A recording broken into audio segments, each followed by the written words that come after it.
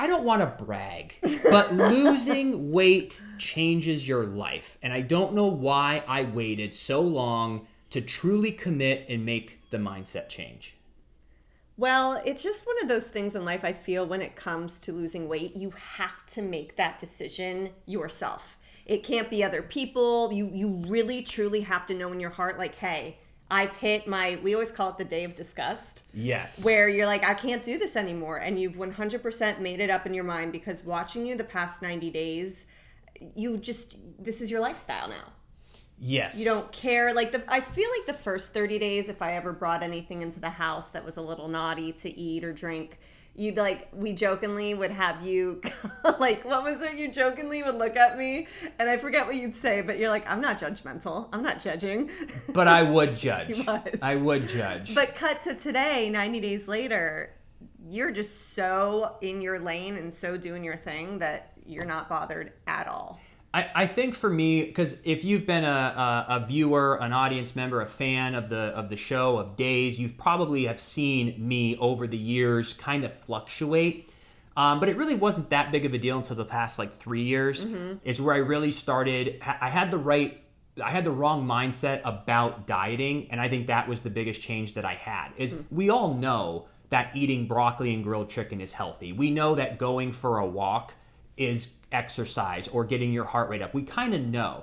But why do we... Benjamin, he wants up on his chair. Pause, please. You want to grab his blanket? Yeah. But I think it was my mindset that has finally changed, that I just need to change my relationship to food, and I need to change my relationship to my body and my health in general. So I think that was the biggest change for me, is I was like, I really have to start thinking of the future. I don't want to imagine myself at 60 if I keep eating unhealthy all the time. And even though I wasn't what you can say considerably obese, or where you would maybe look at me and go, that's very, very unhealthy, but I still was 30 pounds overweight for my structure. I never left. You never did leave.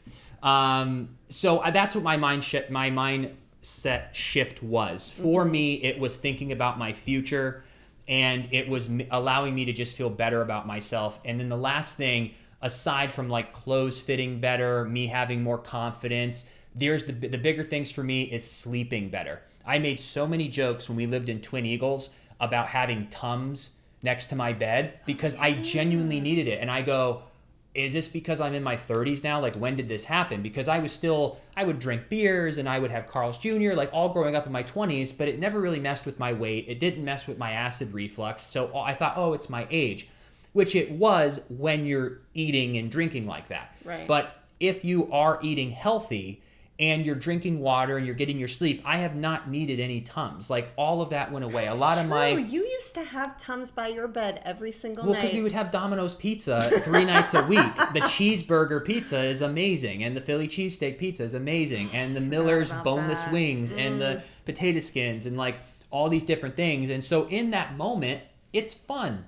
It's amazing. I still remember what it's like to go and grab a Philly cheesesteak or to have a cold beer. And I'm going to do that very soon. I needed to get to a goal weight of mine that now is manageable. So if I go have a cheat meal and I eat something bad, or I have a night of drinking or partying, that I can wake up the next day, I gained a half a pound, and within 2 days, I'm back to my weight. It's really discouraging when you have 30 pounds to lose and then you go and spend a Thursday night out at dinner, a Friday night out at lunch, and then a Saturday night drinking. Now all of a sudden on Sunday, you're the same weight or a little more, and it's going to take you 3 days just to get back to a weight you already need to lose 30 pounds from. Yeah. So for me, I just needed to get rid of that. I'm still going to focus on losing more weight, but I'm going to free myself up to have a little more fun and just kind of balance that. Of course. But back to my main point to wrap this up is that maybe this will help somebody who was struggling like I was with the yo-yoing effect.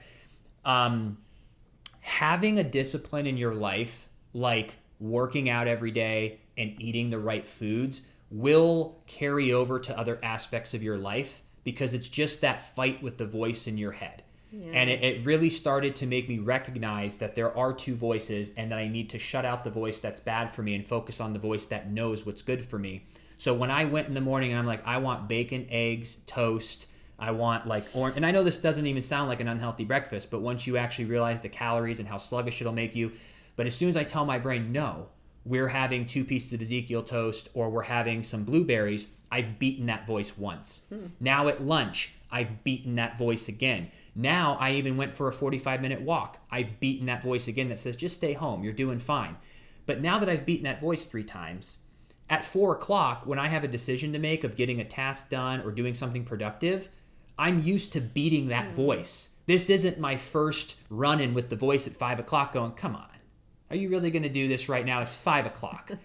You know what? You've been kind of owning the day. You're right. And I'm going to fold to this voice.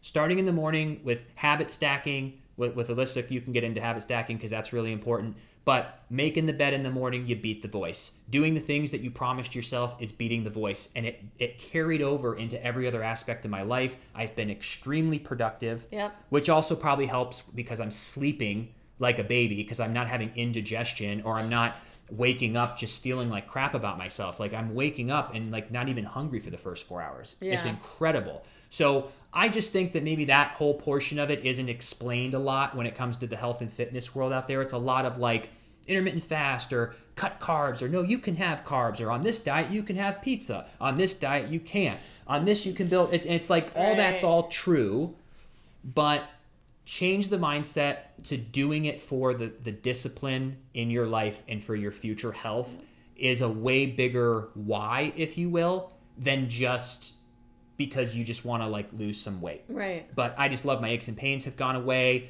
I feel so much better about myself. Like I lost a part of myself. No. And I'm like cocky now. Oh gosh. We have this joke. You guys might have seen this in his Head and Shoulders campaign, which we'll get into in a minute, but it was kind of like satire in the campaign where you're like self-admiration.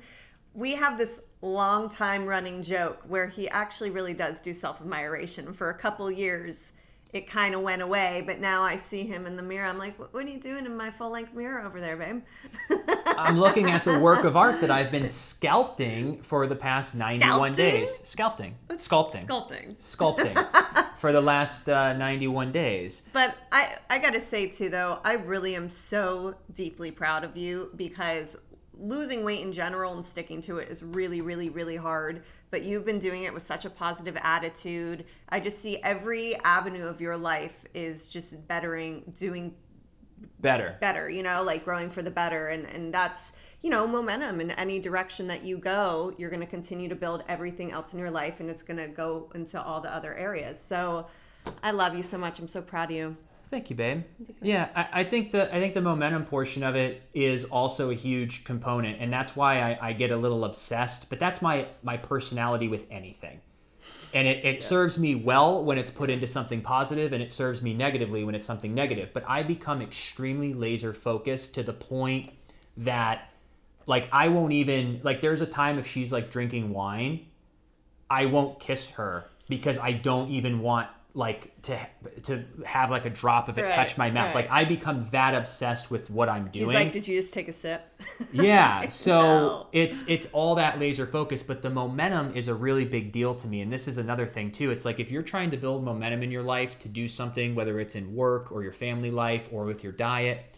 And I think where I'm at now, because I've built the momentum, that I do have the luxury to have a cheat day now. Mm-hmm. But when you're trying to push that car to 30 pounds of a weight loss and you're pushing it, you're finally getting it going, and then you stop that car to have a 2 days of, who cares, I'm hanging with friends, I'm going to eat and drink. And now on Sunday, Monday, Tuesday, you have to restart pushing that car. Right. Where I have got the car started and now I just have one finger on it jogging behind it because I'm not stopping by having those bad meals or drinking yet.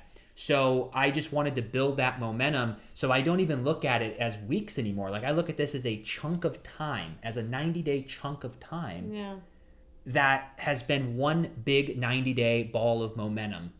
And it just feels really cool. So I want to see how to move forward in my life where, and I haven't figured this out yet, of how to enjoy a little, but keep this same... You know, I'm like nervous to have a pizza because I don't want to have heartburn. It's like, is that happiness for 10 minutes worth potentially not sleeping well and affecting my next day? And I know I'm overthinking, but you all know me by now. So I just have to find a way to maybe do 90 to 100 days of this and then maybe take a week off and go eat and drink and have fun, go on vacation, and then come back and do another 90 days. Maybe that's what I'm going to have to do. Or maybe I can create the discipline where I can just be a normal person and have a Saturday cheat meal where I can go have pizza, have some beer, and just do it once a week. Hey, balance, I got to baby. see how to do that. But I wanted to keep it all up. You've all been so encouraging. Thank you for the compliments. You can, my face is where you can see it. Yes. I've been kind of reluctant because I'm just so embarrassed to post a before and after because I just didn't want to draw attention to it. I love the gradual change that I've had where people, if I put it next to each other, yes, it'll be a shocking value like, oh, wow, like what, like congrats on this. But I just don't even want to remind people that I let myself go like that. So I'm not even doing a big post about it. I'm letting people know I'm on it and I've lost 31 pounds now, but I don't want to do it before and after, I don't think. Maybe in like a year because or something. I think at this point, this is just a lifestyle for you. Like, I've really seen something click in your brain where I feel like on past diets, you were kind of excited to get back to, okay, I'm this weight now. Now I can go have cheats for a couple weeks. You know what I mean? I've not seen this in you ever where you are just fully focused. You've made that change. You've made that pivot. Like, I'm done. I want to live a healthy lifestyle. I want to, of course, with balance, be able to go and have your cheat meals. You kind of have to. That's a joy in life. And you started this so early at the perfect time in the year that now with the holidays coming and your parents coming, my sister, like the whole family being together, if that's when you decide, hey, I want to cheat a little, like that's when you do it. You're celebrating. It's a holiday. You've worked so hard. But that's if you want to. Yeah. If you don't want to, you keep going. You keep running with it. And everyone's different. Everyone kind of knows. But, you know, sometimes in life, I'm a really big person on balance. And I think that if you're able to do it successfully, and if you want the cookie, if you want the beer, the wine, whatever, that's fine. But everything in moderation. But I also think this is a really great point because you and I are two different people when it comes to that. Yep. It's easy for someone like Alyssa to say moderation because she lives it. Yeah. Like, you have fluctuated 8 pounds up and down your whole life. It's hardly even noticeable because she's a moderate person. She doesn't have a big appetite. She never, not once, ever has finished anything ever that she's ordered. And our refrigerator, I call it mine because all my healthy food's in there. And then she likes to put some garbage food in there. Sometimes. We have our RH shelf now. But she just doesn't have the appetite that I do. Yeah. And you're great with moderation. You're like, oh, I can just have, this. I'll just have like one bite. I'm like, you're going to have a bite? Like, I'm going to crush this Publix subs in 15 minutes. You're going to break it into 2 days, into 4 sections? Yeah. Why? Let's finish the task and complete the consumption of a 16-inch breaded chicken, mayonnaise, lettuce sub on white bread. I got to ask honey you, barbecue chips. Speaking of like a cheat meal, is there anything that you truly think about, or if you could have a cheat meal tomorrow, what would that one thing be for you? Is there anything you've been really craving on while you've been on this diet, or is that changed? I have not. I have literally craved nothing. I've been like sweets to me are pointless. My blueberry pistachio mix at night covers that. I look forward to it every night. I would say the hearty stuff like a good pizza, boneless wings, or a Philly cheesesteak would be great. And also, I kind of want to attempt to do it because I never want to be in a situation like 8 months from now where I'm like at a dinner and I'm like, you know what? We're celebrating. Hi, everyone. I'm going to try a greasy food for the first time in 8 months.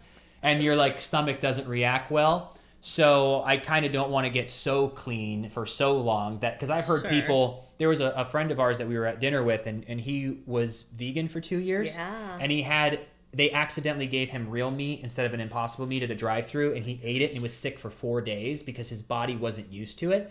Now that was after 2 years, and vegan's different than... And that's meat. Yes, that's different. This is more like, I'm still having all the ingredients that are in like a Philly cheesesteak. Yeah. Well, not dairy. Not having dairy. So we'll see. But I just think it's interesting. I wanted to share this with everybody because if you're like Alyssa and you can do moderation, or maybe you've struggled and had ups and downs like myself, I just like sharing my journey that it has just felt great. This time around, for some reason, I really felt like My mindset has shifted.